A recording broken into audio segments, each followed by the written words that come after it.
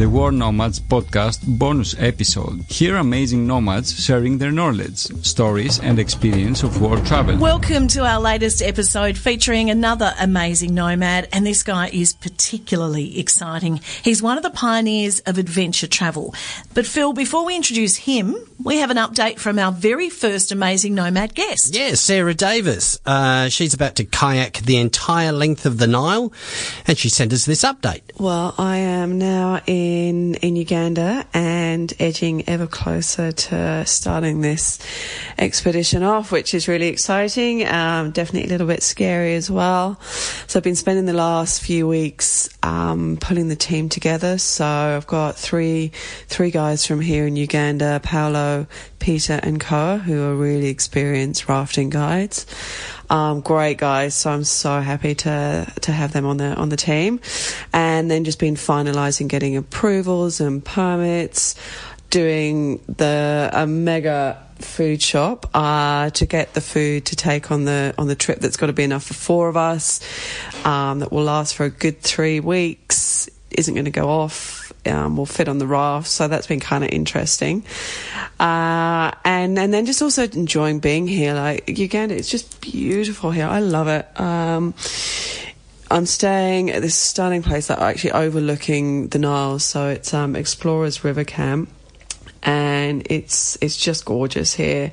And then also went out for a day's rafting, which was so much fun with Nile River Explorers. It was awesome. So you got some pretty hectic rapids here, some good grade 5s. So it's a kind of get in and hang on. And yeah, I had an absolute ball. So yeah, it's been nice to sort of get out and do a little bit, as well as a sort of bit of fun, as well as doing all the organising. And yeah, with any luck, we're going to be setting off very, very soon and heading to the source in Rwanda to actually start this expedition. So yeah, I will look forward to sharing the updates. Ooh, exciting and scary at the same time. We'll share a link to that episode, the very first one, featuring Sarah in show notes. But Phil, remember the days before the so-called bubble wrap generation? You mean charging down the hill in a billy cart with no helmet, no knee pads, no elbow protectors, or being driven to the rubbish tip by your dad while you're riding the trailer he was pulling along? Remember, do you ever do that one? Being taught to swim while being thrown in the deep end. Yes. Yeah. And then being kicked out of the house and being told you can't come back until the street lights come on. Is that what you mean? The good old days. The good old days. The good old days, exactly. Well, this man is part of that generation. Clive Neeson's film Last Paradise is his lifetime work, and it chronicles not only how the planet has changed, and remarkably so in 45 years, but he and his band of maverick mates are the brains behind things like snowboarding, kite-surfing. You get the picture? I get it. And it's all been caught on film. Well, till I was 8 years old, my parents were fanatical about filming. And when I say filming, that's in celluloid. Of course, those days it was actually film. And they were filming in Africa on safari. So we were traveling a lot of the time, filming wild animals in a time when there are about 20 times more of them in Africa than there are now. And I was never really allowed to touch their camera. But when we came to New Zealand, I suppose I became, inevitably met these younger kids in New Zealand who were, I suppose, pioneering what you call extreme sports. But it was just normal play back then. And then I found the opportunity there to actually buy a camera for $7.50 and repair it, and actually started filming my friends doing this. And I did have the idea by the age of 15 to make a movie one day.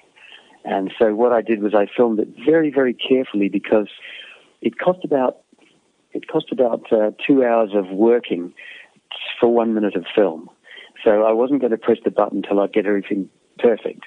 So in some senses we did do spontaneity, but some cases we actually acted, if you like, or set things up. So it was filmed very carefully, and I carefully looked after the film over the years. And it wasn't until many years later, when I'd stopped filming, that I had the opportunity to make it during the Lord of the Rings third movie, when I was working down there, converting this footage to to... Sorry, there's a really big storm here right now. You can probably hear it flashing on the windows. It adds to the atmosphere. So there's this opportunity to restore my footage, and in doing it so, the studios just realized how it told a story. And it was probably filmed over 15 years, because as we became teenagers, we took these new sports, I suppose, backpacking around the world to various places like to Bali, Mexico, Europe, in the days before tourism. And so we were able to film the culture of the place at the time, well before any kind of other visitors had been there. And so the Last Paradise not only is the story of, adventure travel, but it's also the story of how the world has changed over 45 years. And I made a vow at 15 years old to make this movie, so it was fantastic 45 years later to be invited to complete the movie and tell the story of, I suppose, all my friends in Australia and New Zealand who pioneered that journey. It also shows a shift in parenting too, because there's some file footage there of you boys with your parents in Africa, and as you said, there were 20 times more wild animals then, and you were sleeping in tents, and you guys were just little toddlers, little tots, just running around. I can't see any parent in 2018 doing that. Yeah, it was quite dangerous because the animals weren't used to humans then.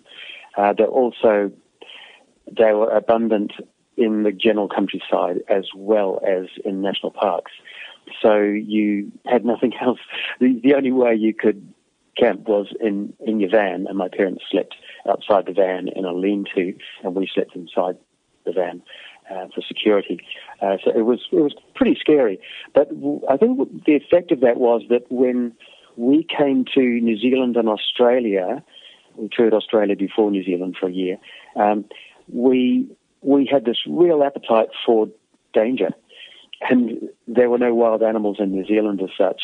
So we took to the wilderness and the waterfalls and the lakes and the rivers and the mountains, and that's where we met these other kids, is that we wanted to taste a bit of danger every day, whether it be after school or on the weekends. So also parenting was different then, in that indoors was a place for the parents. Outdoors is where the kids went to get away from the rules, which were you couldn't make a noise inside. I know that's changed now. So we went as soon as we could into the outdoors, and that's where we met these other kids who were likewise driven to the outdoors. And they all had the same viva. You know, they wanted to experiment with the forces of nature and how they could tap the forces of nature for some kind of adrenaline buzz. That's the theme of Last Paradise. And things like this is, you know, when you think about windsurfing, the way I remember it in the film, you'll correct me if I'm wrong, Clive, but all of a sudden, you know, El Nino or El Nina hit and the waves weren't as clean as they used to be, so there was a lot of wind coming on shore. So the boys still wanted to get out there to have a surf, so they came up with putting a kite on a surfboard using like a loo plunger as the kind of main link. Can you explain that, Clive? Yeah, it was really basic technology back then. So you just improvised, and it's not like we could share technology. So there are people in Australia and people in New Zealand that were trying to find a way to use this wind that appeared in 1980. The weather changed. It went through what we call first the El Nino pattern, and it meant that the surfing was deteriorated for almost a decade. And so we found a way to use the wind to keep on surfing the waves, and that gave birth to this new sport of wave sailing, which West Australia is very famed for now, and had very humble beginnings and comical beginnings. And also what came out of that was, because there were so much forces in taking the sport into the air and then landing the wrong way on another wave, the boards would just break. So what needed to be pioneered then was a new form of surfboard construction, and that as you see, intersects with the America's Cup Challenge that West Australia and New Zealand had. And that technology was shared, and it became the state-of-the-art surfboard as we know it today. it came out of that it was designed in the cowshed. I think all these very basic origins are quite comical. You'll see in Last Paradise in the movie, it's laughable, inherently laughable, and the movie brings out how funny that was. But then how significant it was in the long term. And one of those mavericks too was aj-hackett, who we know for around the world bungee-jumping. And you've got some great footage in there of AJ when he jumped off the Eiffel Tower. Yes, AJ was really involved in the early snowboarding, trying to pioneer a way to surf on snow. But that, I think, is his vocation. Of course, this happened at the time when all these teenagers had to find a responsible way of earning an income. So they turned their passions into hobbies. And for AJ, the break obviously came when he saw this Eiffel Tower. I remember as a kid, as you see in Last Paradise, he was a kid who loved climbing trees. Yeah. His mother forced him to do that. And when he saw the Eiffel Tower, he thought that was the ultimate tree. So he found a way to be able to sneak up there and jump off it. And you see in the movie that particular scene where that's all played out and got the original footage. And that led to, a global change, not only the birth of bungee, of which he took the lead, but also a kind of tourism called adventure tourism, where you aim to give the tourists the experience of, as it says in the movie, of madmen, but in a safe environment. And that's become the theme in Australia and New Zealand, how you give the traveller a taste without breaking their neck, so to speak. And that's happened in many sectors now. It's a new form of tourism. But there must have been a few broken necks or broken bones in the beginning. Did you have your run-ins with authorities over that? Well, always. But in AJ's example, which is, I suppose, the most precarious in terms of the tourist experience, track record is zero. Excellent. So, but that was by very heavily researching it and making sure that whenever they put their foot forward, it was safe, so to speak. And Last Paradise is also a scientific glance at all this as well. So that's one incident where there was a lot of scientific research done, and in many the tone of Last Paradise is combining adventure with science as well. And so I'd say the bungee pioneered that as well.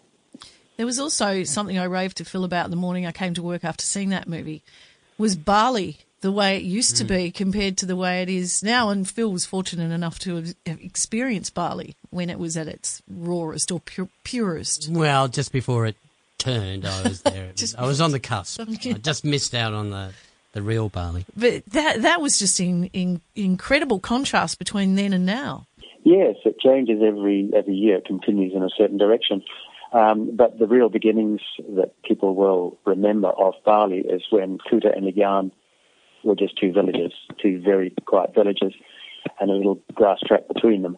Now, that is unthinkable to most people, but you'll see it in Last Paradise in footage, because the very first surfers that went there took movie cameras, and they recorded that, and also the sensation, the feeling of being in a place where they felt that tourism hadn't preceded them, and their relationship with the Balinese people. I think it's good for all visitors to Bali to see that on film and realize what it used to be and where it's going, see where it's going, because the future of Bali, and even the past of Bali, could have been different if people had known what the original Bali was. Are there still those places that you can find, Clive, where you are all alone and able to surf without mass crowds? There are, and that's what this year was about for me, was proving to myself and 4 friends to go and find another place. And I found that actually the theme of doing that is you need to read the mob mentality. They called it the mob mentality in Indonesia, the places I went to this year. Understand what's driving the numbers there, and then do the opposite. So, this year I was traveling through Indonesia and barely saw another tourist, and had wonderful waves and kite surfing. And it was just like Bali in the old days, I suppose. And that was by following that principle, by understanding the mob mentality and double thinking it. I know the Indonesian government, obviously they get a lot of foreign currency comes in because of Bali, and I know they have a deliberate government policy to build another 10 Balis. What? Yeah, and have nominated places such as Flores as one of the potential sites. On the Thousand Islands just outside Jakarta is another one off the top of my head as well. And some of those are still quite underdeveloped, but they want 10 more Balis. Well, how does that make you feel, Clive? That would be heartbreaking. Well, one of the places I went to this year was Lombok. I went there because I never went there way back in the 70s. But my brother did, and he said, don't bother now, it's just wall-to-wall tourists. It's being changed, and there's even plans afoot, as you say, to create another Bali there with a lot of concrete and high-rise. And then they had the earthquake, and everyone left South Lombok and collapsed the economy there. And my friend there, who was a kite surfer, said, hey, there's nobody here now. They really need people here. And it's not affected like the North is. And I did my research and the geological research. And, yeah, sure enough, South Lombok, to me, would be safe. So I went to South Lombok, no tourists. Now, the theme was concrete. Looking into the future, trying to create another Bali in Lombok is what the plan is now. But the plan is for a kind of tourist who likes luxury and concrete. Well, the earthquakes changed all of that. So now, the very few people that did come back to tourism, they wanted bamboo bungalows. They wanted Bali like the old days. And that was the golden goose for Lombok. The organisers should have seen that there's a huge desire for Bali in the early days. Rather than create Bali now in, 6 or 10 other places, they should be creating Bali like the early days. And as you'll see in Last Paradise, the message is subliminal, but the message is subtle. It's there, is that the reason why people went to Bali in the early days is because the first tourists were content with living in the bamboo bungalow. And that was where the family owned the accommodation, and you lived with the family, and you lived in a Balinese-style house that didn't need air conditioning, that didn't need all the infrastructure. And you enjoyed doing that because it was close to the culture, and the family got all the money. Instead of, like we have now, people living in Denpasar, mortgaging themselves for life, for a motorbike, to be able to drive the traffic jam into Bali, into Kuta, sweep the floors in a flash hotel, and earn $3 a day. Now, it's a terrible outcome for the Balinese people. Now Lombok's headed for that. But the answer for Lombok is, this is after the earthquake, is that people no longer want to be housed under concrete. They're the buildings that came down. What they want is bamboo bungalows. They want it the way it was. And if you want to earthquake-proof your future, you will develop in Lombok with bamboo bungalows, i.e. the way Bali used to be. Ooh, that brings a shiver down my spine. But what are some of the other reasons, Clive, behind the film? Well, the objective of Last Paradise is to also show not only where we've been, the state of the world, and the science which can solve all these problems, which a lot of people are not perhaps aware of it. So when you see the past, then you can look into the future with the knowledge of the science and say, okay, these are the things we need to fix. And then that's how they're going to be fixed. And there are solutions to be positive at the end. So it does actually finish with a positivity, the movie, but it does reveal things that a lot of people are not quite aware of in terms of the scientific fixes. Oh, listen, you've got to watch it. It's some awesome file footage in there, and of course we'll have a link to it in the show notes. Hey, listen, if you can think of an amazing nomad that we should be speaking to, then drop us a line on podcast@world-nomads.com. You can download the episodes from iTunes or the Google Podcast app, or ask Alexa and Google Home to play the World Nomads podcast. Alexa, play the World Nomads podcast. Don't say too loud, she'll start. We'll see you next week when we bring you Albania. Bye. Amazing nomads. Be inspired.